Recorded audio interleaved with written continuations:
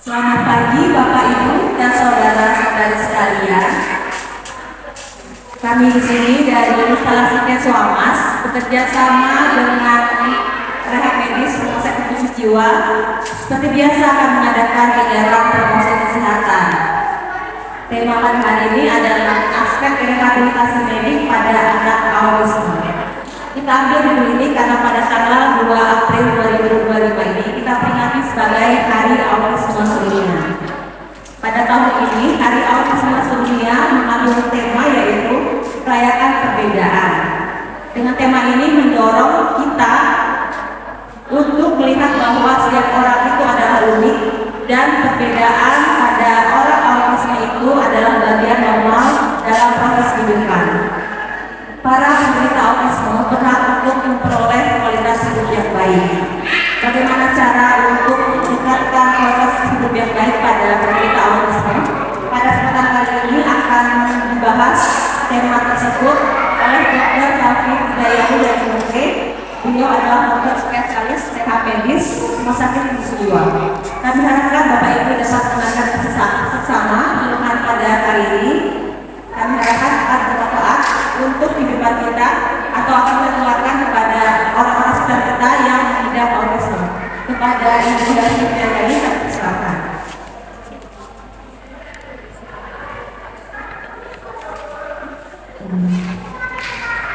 Assalamualaikum warahmatullahi wabarakatuh. Bapak Ibu semua, ada kesempatannya. Ini pada pagi hari ini saya juga sangat berbagi kepada Bapak Ibu semua. Terkait dengan adanya organisasi kemudian jadi saya akan apa sih dari rehabilitasi medik pada anak dengan gangguan autis. Sebelumnya sebelum kita membahas aspek rehabilitasi medik, kita kenalan dulu sama yang namanya autis. Jadi autis itu biasanya di kalangan medis kita mengenalnya dengan ASD atau Autism Spectrum Disorder. Jadi kalau diperkenalkan dia merupakan suatu gangguan spektrum autis. Nah, kenapa sih gangguan spektrum autis? Jadi autisme itu sebuah gangguan autis. Jadi dia merupakan sekumpulan gejala merupakan gangguan perkembangan neurologis atau gangguan perkembangan yang sangat beragam. Jadi tiap anak itu pasti memiliki ciri yang berbeda. Jadi di WHO sendiri definisinya itu beberapa dia akan terjadi gangguan pada beberapa interaksi sosial, komunikasi, terus memiliki gangguan aktivitas atau perilaku yang berulang. Jadi di sini untuk rehabilitasi medik itu sendiri, dia itu akan nanti mengassessment gangguan-gangguan fungsional pada anak itu sendiri. Karena tadi autis itu kan gangguan spektrum yang luas, jadi tiap anak itu ciri khasnya pasti berbeda.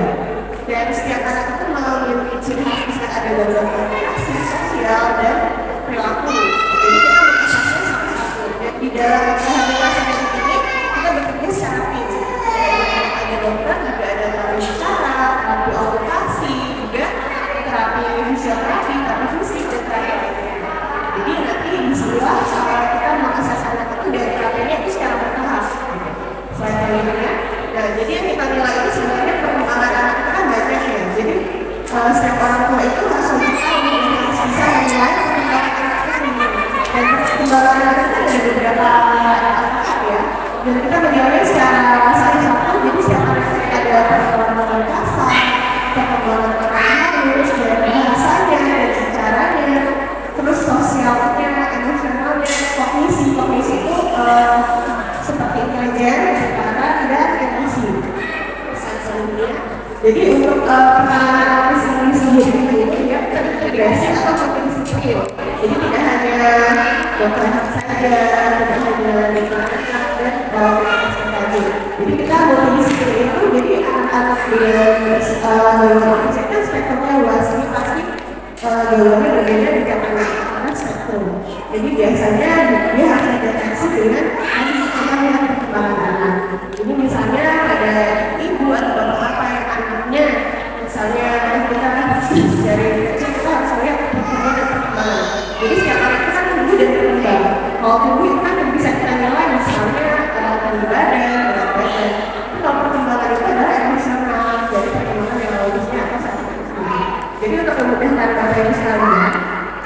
menjelaskan lagi untuk gimana sih mengenai gangguan autis ini, kita membuat 3 garis besar ya. Jadi autis itu terbagi di 3 garis besar seperti komunikasi. Biasanya komunikasinya memang terganggu. Lalu yang kedua interaksi sosial. Dan yang ketiga itu perilaku. Nah nantinya apabila ketiga aspek kita besar secara terganggu akan mempengaruhi kualitas hidup juga dan biasa. Nah kita membuktikan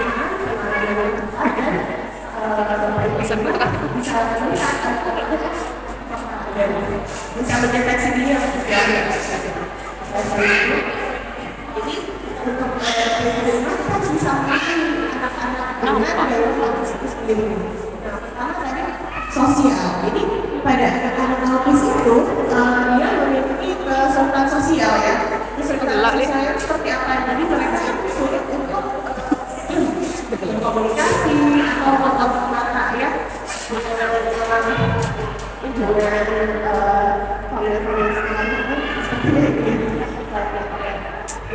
interaksi sosial itu ada macam-macam.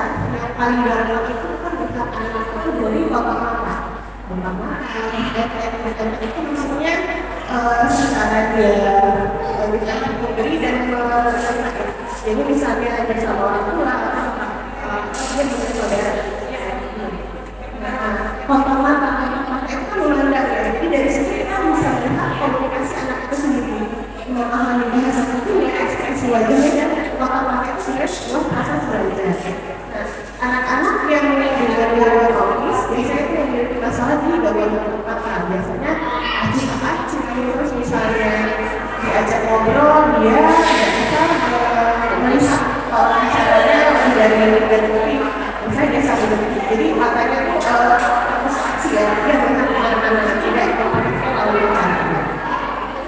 Jadi kalau misalnya pakai gini misalnya deteksi anak, kita lihat misalnya jadi misalnya anak dipanggil namanya, tapi dia tidak mau menolak, kita panggil lagi, kita menolak, ya sudah kita coba sekali-kali yang juga, terus kita perhatikan foto mata yang tidak ada, mungkin pertama kita sudah jenis tulisan kelainan pada sebenarnya baik tapi ada tidak menolak dipanggil, jika ada bicara yang tidak ada, nah berarti kita perlu curiga itu bisa dibawa ke depan.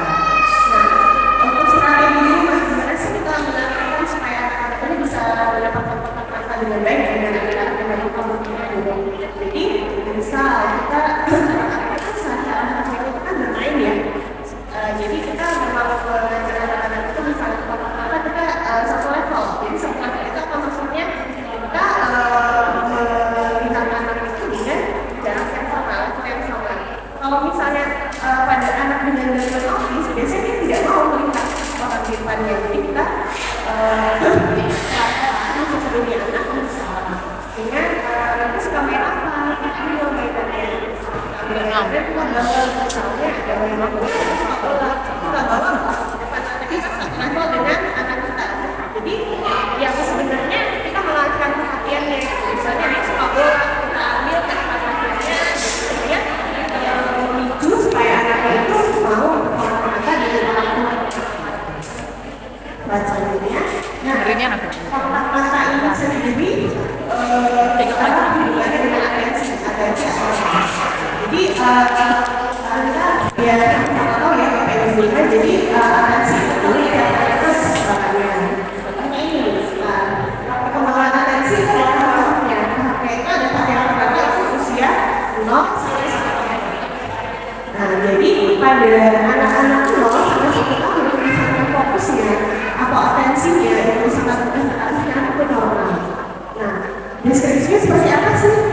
Biasanya anak-anak kalau masih 0 sampai 1 tahun kan mereka memang bisa bicara ya. Jadi mereka itu hanya tertarik pada benda-benda misalnya yang memang warna-warni cerah atau mereka menarik saya kuncinya. Jadi fokus anak-anak 0 sampai 1 tahun itu memang sangat mudah teralihkan. Jadi normal seperti apa? Misalnya dia kita kasih mainan timusnya, ada stimulus utama.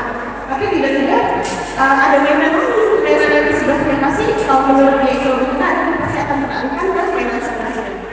Nah, efek pada bahasa begitu akan biasanya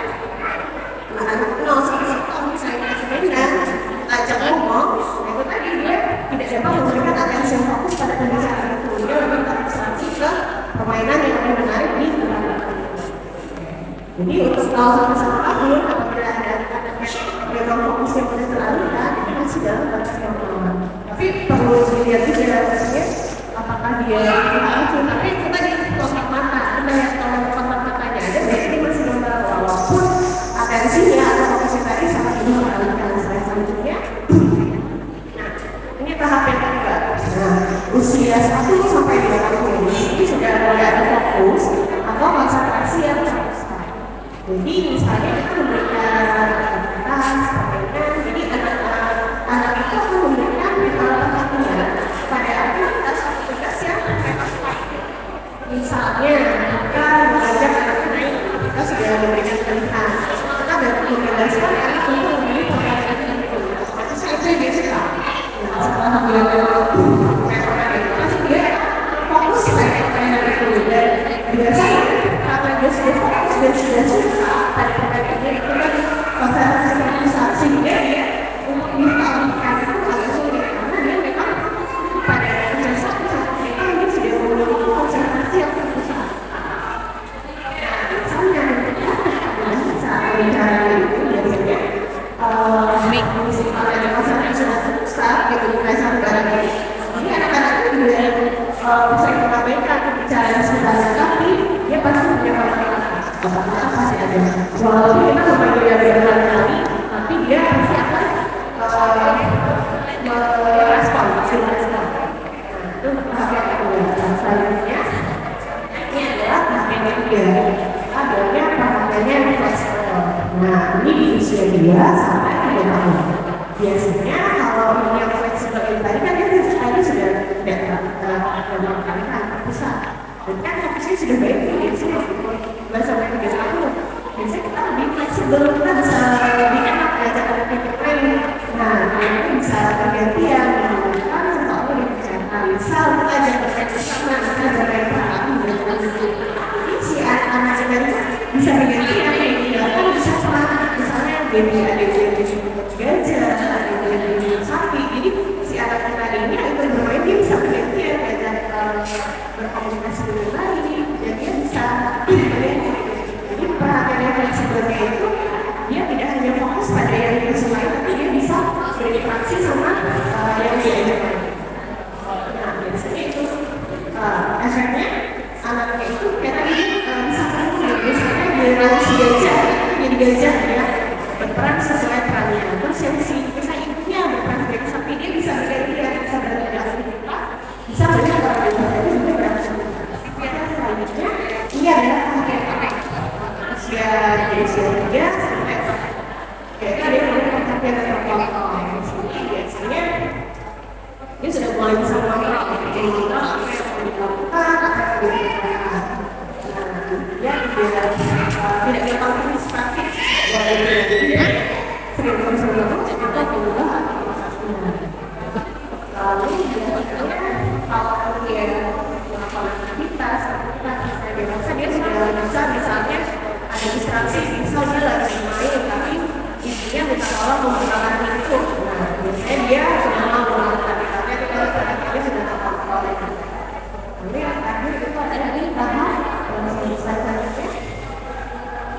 tahap kelima itu biasanya usia 4 sampai 6 tahun ini dia perhatian dan terintegrasi berarti itu sudah bisa berkonsentrasi dia sudah punya modal tahapan konsentrasi dia sudah punya modal konsentrasi ada di lingkungan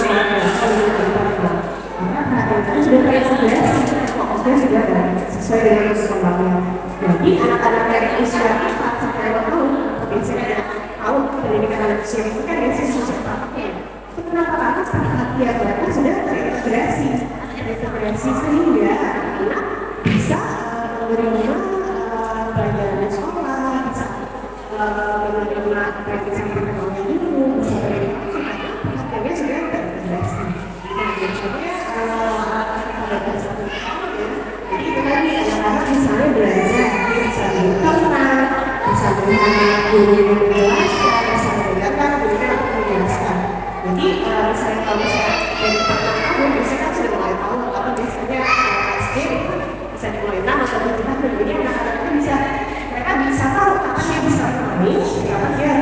belajar. Jadi dia tahu, oh sekarang gurunya menjelaskan apa harus belajar, harus duduk diam, harus dikerjakan. Waktunya bermain, waktu bermain. Jadi dia perhatiannya sudah terintegrasi, sudah fokusnya sudah ada. Jadi dia di taruh sekolah itu dia tidak terdistraksi. Selanjutnya, untuk tadi misalnya kita untuk ibu di rumah, misalnya tadi kan itu sudah tahu ya perkembangan dan fokus dan atensi. Jadi kalau misalnya ada yang merasa tidak sesuai, itu boleh dikonsultasikan ke dokter ahli kesehatan anak, dokter kesehatan jiwa atau psikiater, misalnya psikolog, mungkin bisa dilakukan ke penyakit. Nah ini contoh lainnya bisa dengan terapi, terapi bermain, sosialisasi, psikologi, montessori, titik kembali dan kembali lagi untuk kita untuk komunikasi perilaku dan sosial pada saat dalam komunikasi. Jadi pada anak-anak milenial autis itu interaksi sosial apa terlalu selama komunikasi ya biasanya dia perkembangan caranya, perkembangan bahasanya itu berbeda dari anak-anak yang lainnya. Jadi cenderung anak milenial autis di sana misalnya juga terbaru, dia bahasanya juga terganggu, dia tidak bisa mengkomunikasikan apa yang dia inginkan ke orang-orang tersebut. Jadi bahasanya dia itu hanya bisa dimengerti oleh lingkungan keluarga. Misalnya di luar itu tidak bisa dimengerti, biasanya dia kosakatanya lebih sedikit dibandingkan biasanya dia itu punya cara komunikasi sendiri di lingkungan. Jadi komunikasi itu pada anak-anak usia awal itu dari sampai ada dan itu yang misalnya tadi bisa ada awalnya dia balik konsep dia mengeluarkan satu kata dan jadi kalau mereka itu seperti itu. Jadi anak-anak yang misalnya dia bisa bicara dengan disiplin sesuatu dengan misalnya itu misalnya dengan menunjuk atau meminta menarik para orang tuanya. Nah di sini pada anak-anak yang gangguan autis biasanya komunikasinya itu delay atau lack of talk, jadi dia bahasanya tidak seperti anak-anak lainnya. Terus biasanya dia sering mengulang atau ekolalia dalam bahasa medisnya atau yang kita sering membil. Jadi kita ngomong apa, anaknya ngomong balik misalnya saya mau makan, oh saya mau makan, saya mau ke sana, anaknya saya mau ke sana. Jadi istrinya bingung mau apa, anaknya juga ngomong sama, jadi dia ngomong besar kita ajak bercanda, mengekspresikan sesuatu, anaknya tuh nggak paham ini apa sih orang dewasa ini ngapain ya, dia nggak tahu kan saya mau kayak gajah sapi, tapi itu nggak sampai yang kita mau ke anaknya. Jadi mereka lebih cenderung oh acuh gitu kan. Terus dia fokusnya hanya dengan orang lain tadi. Misalnya yang kayak pertunjukan bahasa adalah di satu kata atau kosakata, misalnya ada satu orang yang bisa tidak mama tapi pada anak-anak autis dia hanya bisa fokus pada orang yang sendiri dengan misalnya mama apa, tapi itu tidak spesifik atau maksudnya hanya dia tahu mama apa, tapi bukan untuk apa dia semua orang dia semua orang mama apa. Terus dia cenderung tidak bisa melakukan apa yang dia lihat yang dia dengar. Bisa kita kan misalnya suka bermain sama anak-anak, kita sediakan misalnya kucing kriong, jadi dia cenderung tidak bisa melakukan atau contohkan kembali padahal harganya penggunaan anak itu kalau saya tahu kata yang bagus, misalnya kita menikah sesuatu yang membuat dia menarik, dia pasti meniru harusnya sih. Terus dia suka terbalik menggunakan sesuatu sesuai dengan kaca, terus nada misalnya selanjutnya. Nah, dia ini gangguan perilaku. Jadi pada anak-anak dengan gangguan autis itu perilakunya pasti ada yang berbeda, pasti ada yang pada anak autis besar dia ada gerakan aktif atau gerakan pulang. Misal dia suka mengeluarkan gerakan atau aktivitas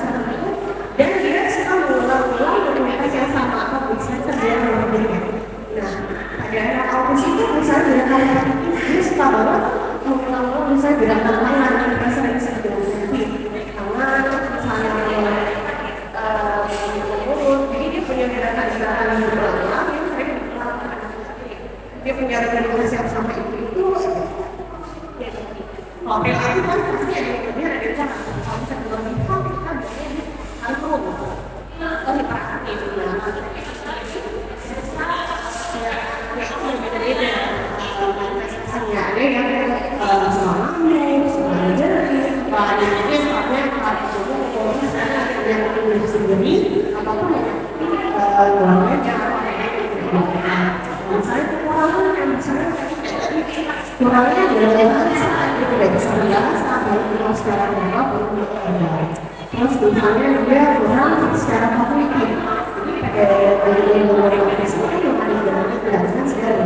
Jadi ada anak yang memang yang dari orang itu juga punya kadang punya bagus, kadang dia bahkan punya tidak baik sehingga orangnya lebih baik dibandingkan ya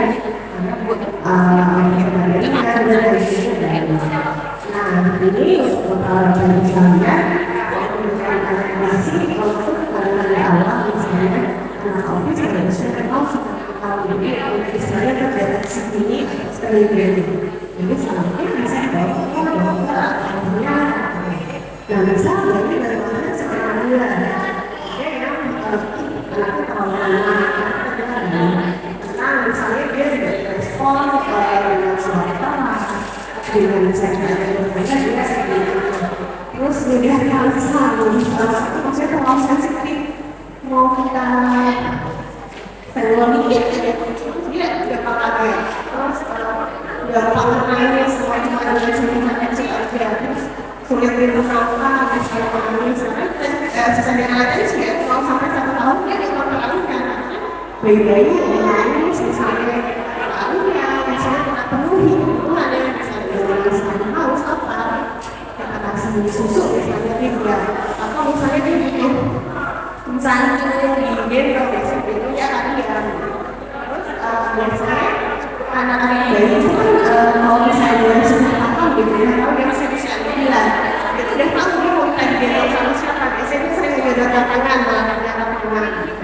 terus kalau misalnya anak bayi harusnya kan dia sudah bisa ngocak ya tapi kalau sampai bilang ada apapun yang tidak berarti kalau misalnya dia jarang ngocak dia karena mungkin perlu usaha terus dia jarang senyum harusnya walaupun bayi dia belum bisa misalnya belum bisa berinteraksi dengan baik itu biasanya dengan suara dengan suara ibunya dengan dia menyusu dengan dia bermain tapi kecil-kecilnya lah biasanya ada senyuman misalnya ada bayi-bayi yang jarang bersenyum sudah stimulasi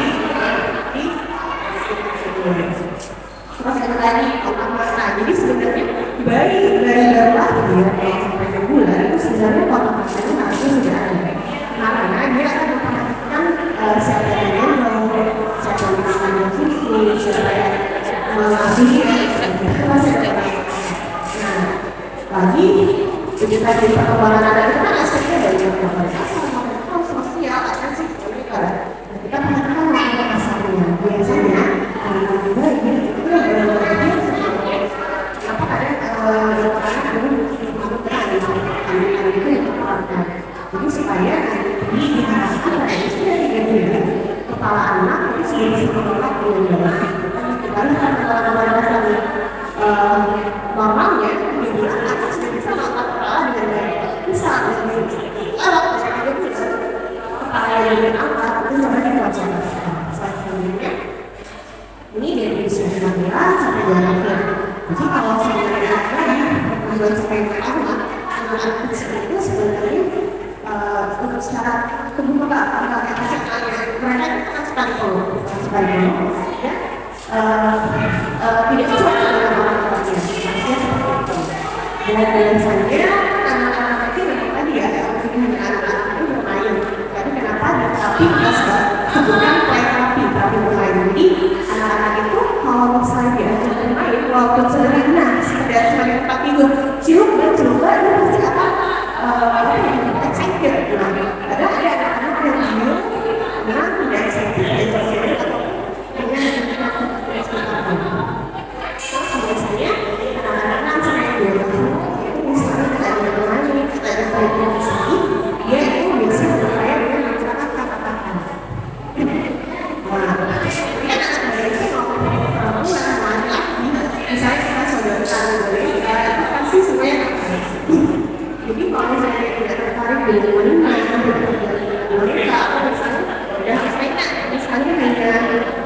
botol-botol plastik, remote TV itu sebenarnya anak-anak itu kan simpel, ya harusnya memberikan mainan yang mahal.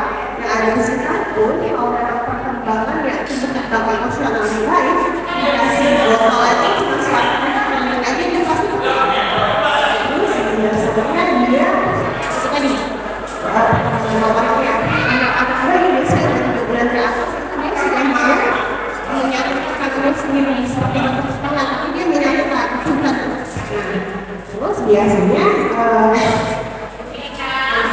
yang saya 2 bulan kan sudah menyatukan, jadi kita sesuaikan dengan teksturnya, misalnya tidak sesuai dengan tekstur yang dilakukan bisa, biasanya dia bisa merespon misalnya. Itu usia 2 tahun, terus anak-anak di usia 2 tahun, katanya sebenarnya terlalu jelas.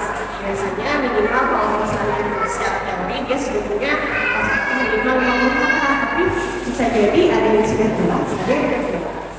Nah, di usia 2 sampai 3 tahun, mereka memang ada yang serius, sudah bisa tahu gitu belakangnya. Nah, tapi ternyata di usia 2 sampai 3 tahun dia tidak tertarik, dia tidak menemukan perhatian yang khusus kepada dia seharusnya bisa bermain, karena dia anak itu bermain apa itu dia pasti tertarik. Lalu dia fokusnya tidak baik, jadi dia menganggap orang itu bukan sebagai manusia tapi sebagai benda, jadi dia cuek dan action. Terus jadi kata-kata memberat sekali, misalnya dipanggil dia tidak mau noleh, noleh sekali 1 detik, ada 1 menit, 2 detik pulang, dia langsung bergerak. Terus dia tadi biasanya ada anak sensornya terganggu, ada yang kurang sensitif, ada yang kurang sensitif.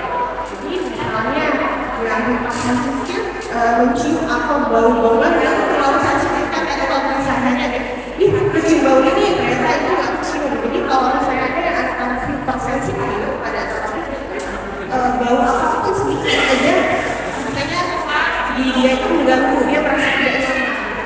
Dan juga misalnya yang kelainan, misalnya sekolah menjerat dan sebagainya yang ada di sekitarnya yang tidak aman. Terus biasanya kelainan kemudian anak-anak suka dipeluk ya, dia tidak berpeluk atau yang berbeda.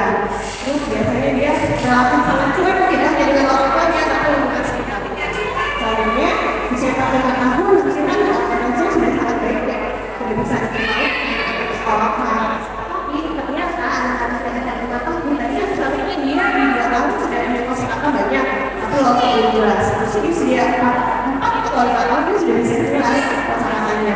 Jadi dia berbicara, tapi ternyata tadi ngomong aja, ngomong aku video, misalnya, ayo makan, ayo pergi, ayo kita bermain. Jadi dia hanya ngomong apa yang dijelaskan, apa yang kita sodorkan. Terus biasanya dia anak-anak itu kita melakukan soal yang aneh, misalnya dia tapi tidak jelas tidak pernah. Terus dia biasanya suka anak-anak yang luar itu pasti dia punya rutinitas yang sama aja. Jadi misalnya rutinitasnya berubah dalam misalnya tadi dia sangat tergantung karena dia makannya biasanya kontak-kontak yang terbatas, ada takut, agresif, diri. Terus kalau kayak gitu jadi ada sensitif, dia gampang dengan suara sejarah dengan apa yang dia takut dia tidak. Sementara itu sampai di sisi kita sampaikan kemudian bisa menjadi ilmu dan manfaat buat pemain sekalian, mungkin buat anak-anak di rumah atau buat anak yang sederhana. Jadi itu dia tumbuh kembangnya itu mungkin sudah cukup ya dan tapi perkembangan itu yang perlu kita atur. Jadi perkembangan itu secara emosional, kita sebagai orang tua, kita sebagai orang yang berada di lingkungan kita nanti akan memilih anak-anak itu bagaimana sih dia bisa berkembang. Jadi dia itu sebenarnya tadi harus diarahkan karena anak-anak kita belum pernah. Jadi kita sebagai orang tua, sebagai orang tua sebenarnya harus bisa mengarahkan. Dan sekali lagi setiap anak itu memiliki berbeda dalam apapun. Jadi kita tidak boleh membandingkan anak itu dengan anak yang lainnya. Dan kita tidak boleh misalnya saya kan caranya ini sebagai orang spesial, kita berbeda dengan anak-anak yang spesial. Walaupun kita berbeda, kita tidak boleh membandingkan anak itu dengan yang lainnya. Karena ada yang spesial, kita spesial, kita ada orang yang spesial. Itu terima kasih atas perhatiannya, semoga bermanfaat.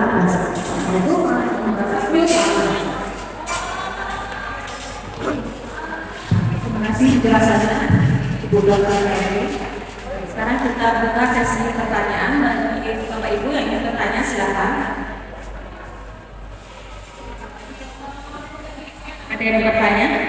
Atau sudah cukup jelas semuanya? Tadi sudah secara detail oleh Ibu Dokter kita. Martono silakan untuk pintu 2. Martono pintu 2. Gak ada ya? Cukup ya? Jadi seperti yang sudah dijelaskan oleh Ibu Dr. Henry bahwa setiap orang autis itu adalah makhluk yang spesial walaupun mereka berbeda dan akan memperoleh kualitas hidup yang optimal jika kita pun dapat melakukan tindakan-tindakan yang dapat meningkatkan perkembangan mereka. Seperti bisa kita lakukan dengan memberikan terapi yang sesuai bagi perkembangan hidup mereka. Sekian penyuluhan pada hari ini. Kami harap Bapak Ibu dapat mengambil manfaat dari penyuluhan kali ini. Terima kasih atas perhatiannya. Pada Ibu Dr. Henry, kami ucapkan terima kasih. Aplaus untuk kita semua.